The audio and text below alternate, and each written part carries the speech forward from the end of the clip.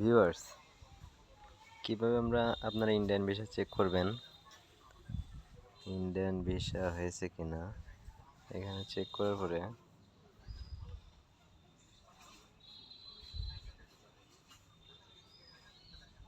লিখবেন Indian visa application online Bangladesh. এটার উপর ক্লিক করে এই যে website Indian visa A online government in, এটার উপর ট্যাপ করবেন। ট্যাপ করার পরে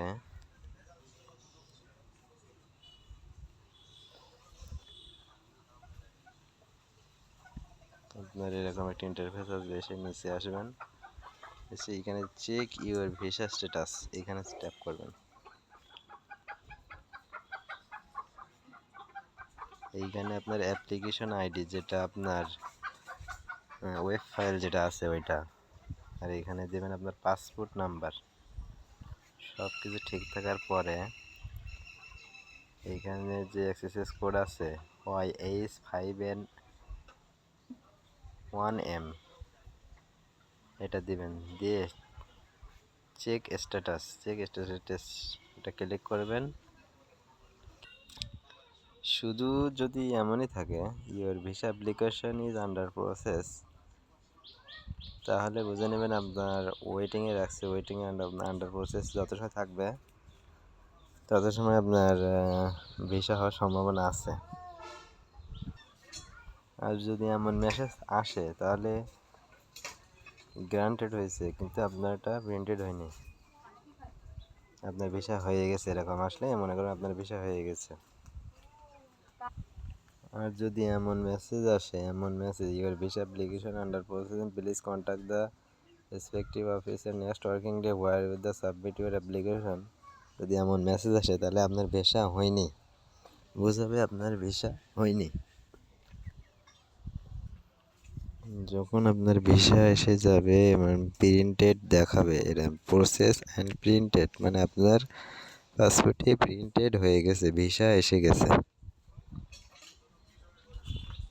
ভিউয়ার্স, যখন আপনার ভিসা হয়ে যাবার পর কিংবা না হওয়ার পর আপনার পাসপোর্ট সংগ্রহ করার জন্য এমন মেসেজ পাবেন যেটা ডেলিভারি ডেট আসছে কি না কীভাবে দেখবেন, এখানে লিখবেন IVAC দিয়ে ভিসা চেক, এই যে ভিসা চেক এখানে হাত দেবেন। এখানে যে এই যে প্রথমটা ইন্ডিয়ান ভিসা অ্যাপ্লিকেশন ট্র্যাক, এখানে যাবেন, এখানে যে একটু স্ক্রল করে নিচে আসবেন, রেগুলার ভিসা, স্ক্রল করে নিচে আসবেন, এই যে রেগুলার ভিসা অ্যাপ্লিকেশন এখানে ট্যাপ করবেন। ট্যাপ করে এখানে এসে আপনার যে ওয়েব ফাইল নাম্বার দেবেন, নিচে এই যে HUSTINGS এইটা লিখে দেবেন, যেভাবে আছে এমনি লিখে দিবেন, দিয়ে সাবমিট করবেন।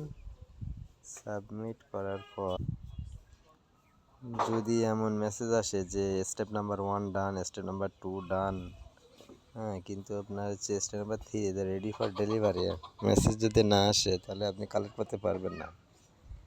রেডি ফর ডেলিভারি ওখানে ডান দেয়া থাকবে।